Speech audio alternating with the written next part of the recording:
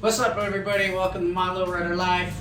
This is an episode. Again, we're going to do on model cars, but this one I think people will find a little more interesting because we're going to do it on some replica model cars that I built. So we'll just start right there with my Monte Carlo, and as you can see, this is my Monte Carlo behind me. And this model here is not exactly like mine because my Monte Carlo's a 78 and this Monte Carlo is an 80. And my Monte Carlo has the split bench. This little model has the buckets.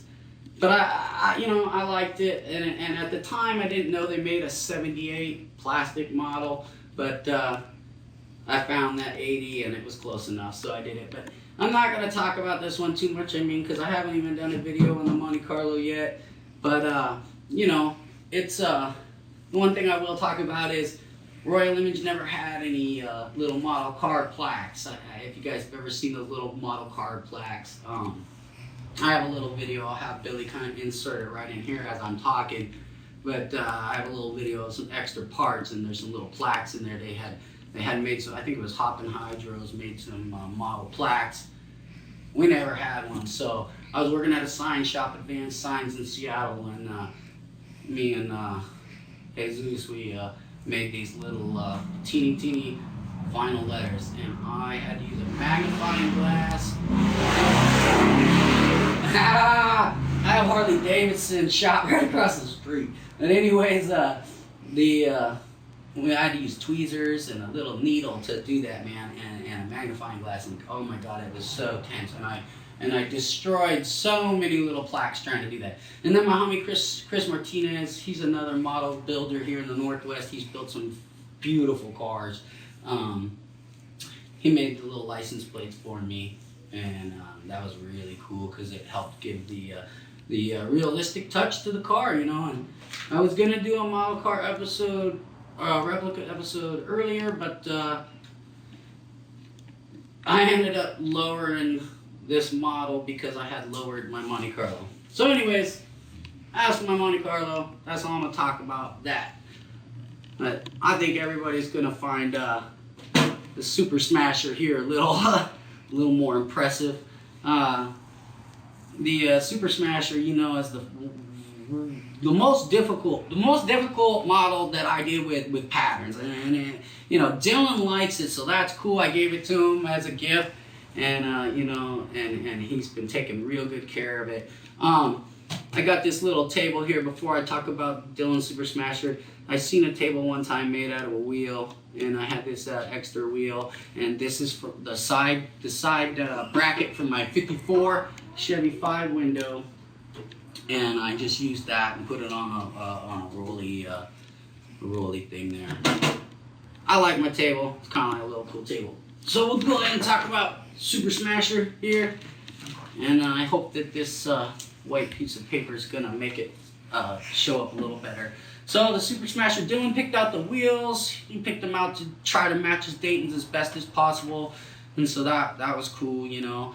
But just like his car, he has like this, you know, goldish brown right here, you know, and the white, you know, and the blue and the purple. So there's actually, you know, quite a few colors on Dylan's car.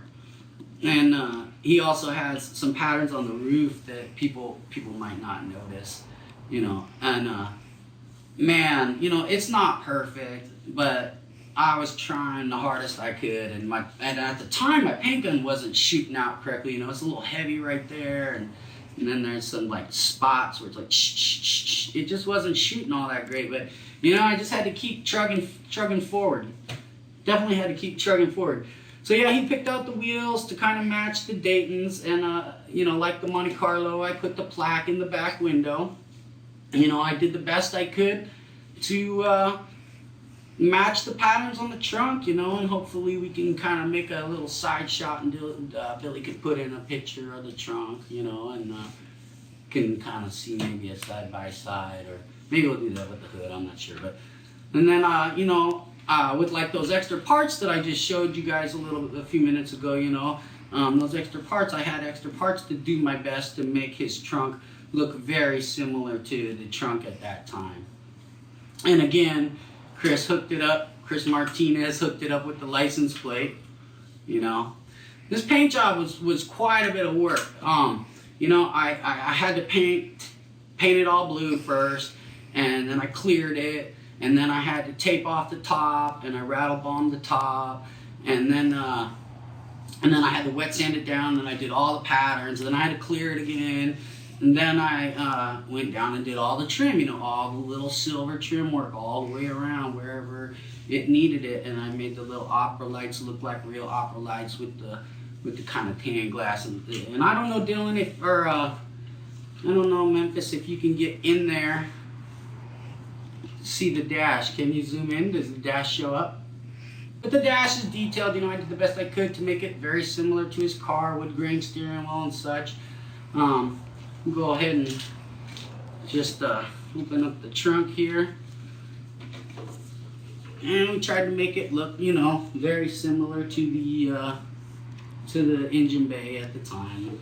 And the patterns, you know, I don't by any means consider myself a professional model builder or painter, but you know, at one time I was pretty decent. And I built some other replicas. I built let's see, I built Aaron Hall. We just did the shop tour stop visit thing at his house, and I built one of the very first replicas I ever built. I got my hands on a 1970 Impala model car, and his wife had one.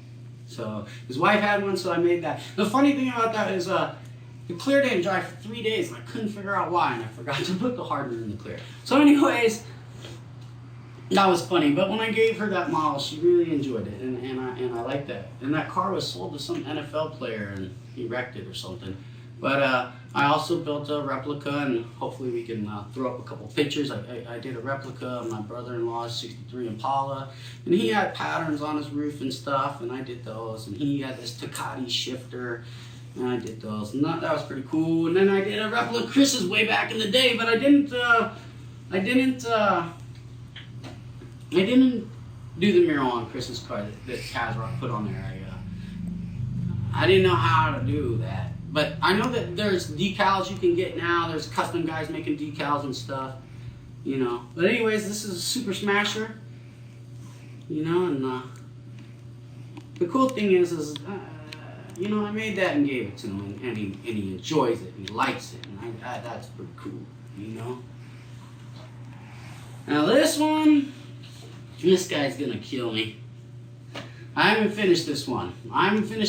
Because I developed anxiety while I started this car, and I could not sit down and do it. But anyways, my friend John's Volkswagen Bug.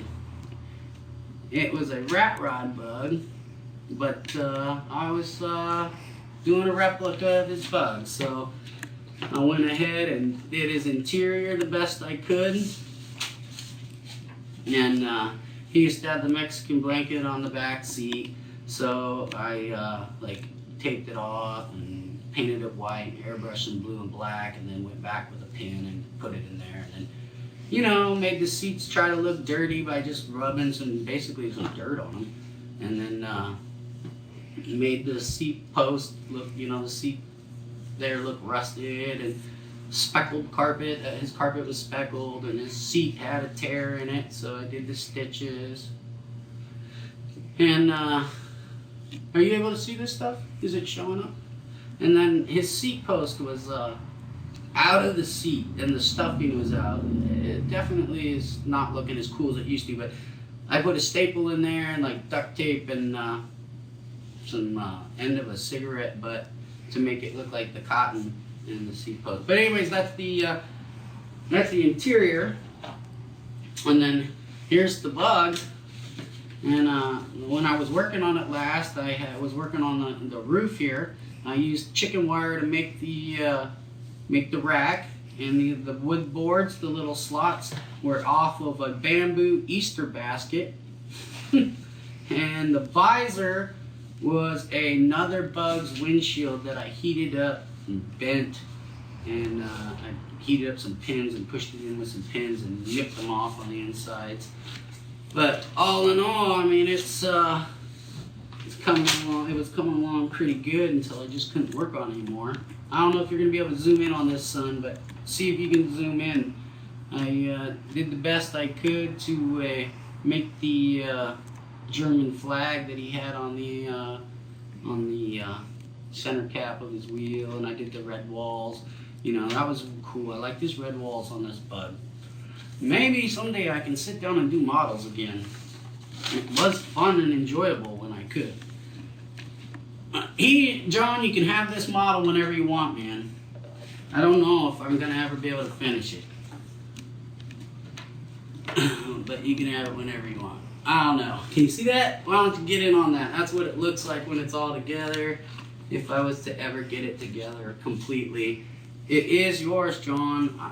You can be patient, and I can try to build it someday if I ever get healthy enough to build it. Or you can have it whenever you want. But you sold the car, fool, so ha! I feel like I don't have to finish it because you sold the car. But anyways, those are my replicas. So I hope you enjoyed this episode and listened to me ramble. Hopefully Billy can make it look cool and give it some cool music. But I don't know. The Super Smasher's cool. Definitely. You know.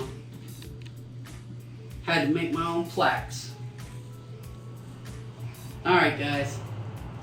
I'll talk at you later. Peace.